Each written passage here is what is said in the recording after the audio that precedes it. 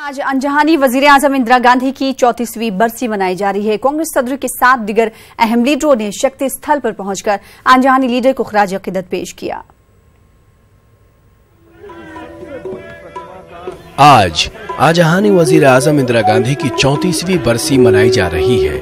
कांग्रेस सदर राहुल गांधी, कांग्रेस पार्टी की लीडर सोनिया गांधी और साबिक वजीर आजम मनमोहन सिंह समेत कई अहम रहनुमाओं ने साबिक वजीर आजम इंदिरा गांधी की 34वीं बरसी पर उनकी समाधि शक्ति स्थल पर जाकर उन्हें गुलहाए अकीदत पेश किए।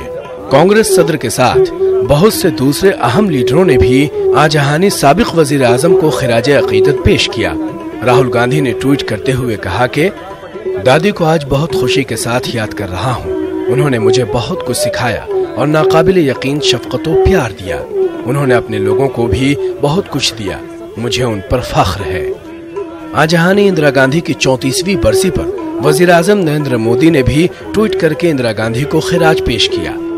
हिंदुस्तान के बासर नेहरू खानदान में पैदा होने वाली इंदिरा ने 40 की दहाई में सियासत की दुनिया में कदम रखा। इंदिरा ने अपने वालिद हिंदुस्तान के पहले वजीर आजम जवाहरलाल नेहरू की पर्सनल असिस्टेंट के तौर पर काम किया। सन 64 में नेहरू की वफात के बाद इंदिरा को लाल बहादुर शास्त्री की काबीना में वजीर इत्तलाआत और नशरियात बनाया गया और फिर इंदिरा गांधी ने पीछे मुड़कर नहीं देखा। इंदिरा गांधी ने 1966 से लेकर 1977 तक और फिर 1980 से लेकर 1984 में अपनी मौत तक मुल्क की वजीर आजम रही। आयरन लेडी के तौर पर मशहूर साबिक वजीर आजम इंदिरा गांधी शुरू से ही फाल रही। इंतहाई मजबूत इरादों वाले सियासतदान के तौर पर इंदिरा गांधी को सख्त फैसले लेने वाले वजीर आजम के तौर पर देखा जाता है।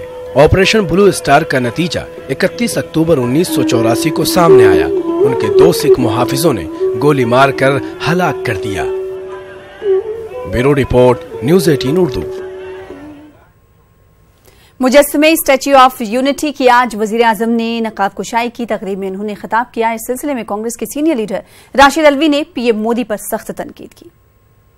प्रधानमंत्री का ये कहना कि सरदार पटेल ने अपनी नीति पे काम किया, अगर वो ना होते तो हैदराबाद और सोमनाथ का वीज़ा लेना पड़ता।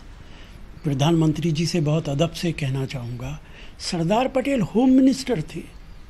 उनकी जिम्मेदारी प्रधानमंत्री की नीति को इम्प्लीमेंट करना था। आज मैं मोदी जी से पूछता हूँ, क्या उनका होम मिनिस्टर अपनी नीति पे काम कर सकता है, बगैर उनकी मर्जी के काम कर सकता है? और अगर ऐसा है तो सर्जिकल स्ट्राइक का सारा क्रेडिट राजनाथ सिंह जी को जाना चाहिए, चूँकि बीएसएफ होम मिनिस्ट्री के अंडर आता है। प्रधानमंत्री को इस बारे में नहीं बोलना चाहिए। सरदार पटेल कांग्रेस के बड़े नेता थे, फ्रीडम फाइटर थे, देश के नेता थे, हमारी सरकार के पहले डिप्टी प्राइम मिनिस्टर थे। अगर मोदी जी उनका स्टैचू इनॉग्रेट कर रहे हैं तो बहुत अच्छी बात है। और मैं उम्मीद करता हूँ काइंदा वो जवाहरलाल नेहरू, इंदिरा गांधी, राजीव गांधी, इनके भी स्टैचूज बना के इसी तरीके से सेलिब्रेट करेंगे। उत्तर प्रदेश की सियासत ने रंग बदला है तो पूरी फिजा ही तब्दील हो गई। अवामी मसाइल और इंसानी जिंदगी से जुड़े मौजूआत पीछे छूट गए हैं। अहले सियासत कहते हैं कि आस्था के आगे कुछ नहीं। दानिश्वरों का मानना है कि बीजेपी अपने इख्तिदार में कुछ नहीं कर पाई, लिहाजा इसे एक बार फिर मंदिर मस्जिद का सहारा लेना पड़ रहा है। देखिए लखनऊ से तारिक कमर की खास रिपोर्ट।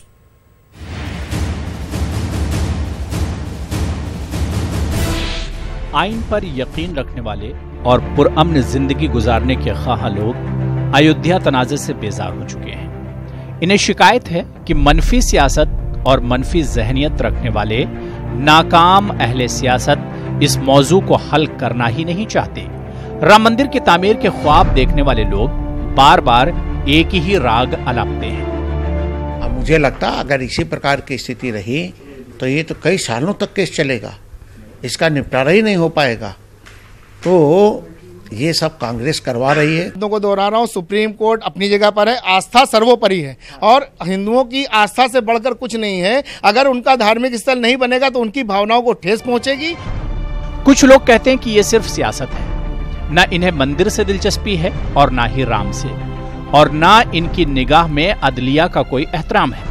अगर कुछ है तो इलेक्शन जीतने और इख्तिदार में पहुंचने की हवस। इनके बयानात से कुछ होने वाला नहीं है। मामला सुप्रीम कोर्ट में है और सुप्रीम कोर्ट अपने अंदाज से जो उसका संवैधानिक अंदाज है उसके लिहाज से उसको डील कर रहा है। लिहाजा ये कुछ कर नहीं सकते, सिर्फ बयान दे सकते हैं। तो बयानों से हमको मुस्तैद होने की कोई ज़रूरत नहीं, ना कोई तशवीश पैदा होने की ज़रूरत। 2019 का चुनाव सर पर है और उससे पहले ये विधानसभा के चुनाव हैं। 11 दिसंबर का जो रिज़ल्ट आएगा विधानसभा, जो राजस्थान और मध्य प्रदेश, छत्तीसगढ़ और मिज़ोरम में जो हो रहा है, वो हिंदुस्तान की राजनीति की दशा और दिशा तय करेगा। तो उससे पहले अचानक एक राम जन्मभूमि के ऊपर अयोध्या में मंदिर बनाने की बात का एक माहौल बनाया जा रहा है। मुस्लिम पर्सनल लॉ बोर्ड और बाबरी मस्जिद एक्शन कमेटी का इब्तिदा से यही मौक़िफ़ है कि अदालत का हर फैसला कबूल किया जाएगा, लेकिन दूसरा फरीक अब अदलिया को भी नजरअंदाज करने पर आमादा है। वो सिर्फ आस्था की बात करके राम मंदिर की तामीर चाहता है। न्यूज़ 18 उर्दू के लिए लखनऊ से तारिक कमर की रिपोर्ट।